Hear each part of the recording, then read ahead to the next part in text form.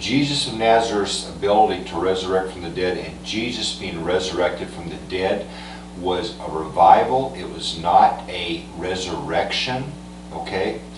There's a difference between revival. Revival is where you die and the actual brain and body that you die in is actually revived again, like what you see with modern medicine, but enormously more advanced than they have with current modern medicine. And that was done also with angels on world earth. Angels physically took Jesus' body and revived it. That's why Jesus had the wound still, and the wound in the side, and was revived. Jesus ascending was Jesus being taken up to starships up in heaven and taken back to heaven.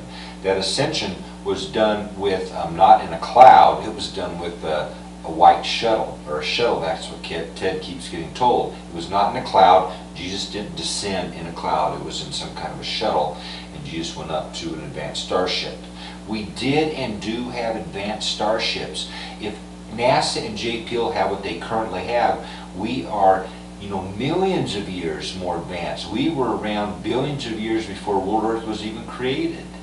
Therefore, or at least God was, the hosts are about 1 billion years old, that are the first created hosts that are still alive.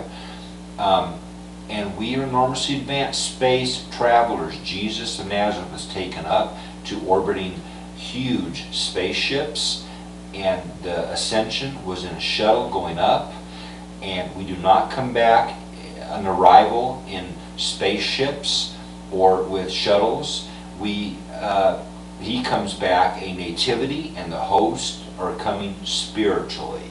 And that's actually how it happened, and how it's happened, and Ted is the real one. He's right here.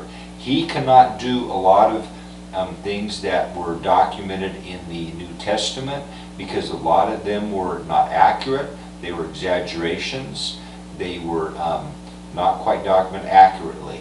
The truth is that the Gospels are almost exactly the same. It's like witness accounts.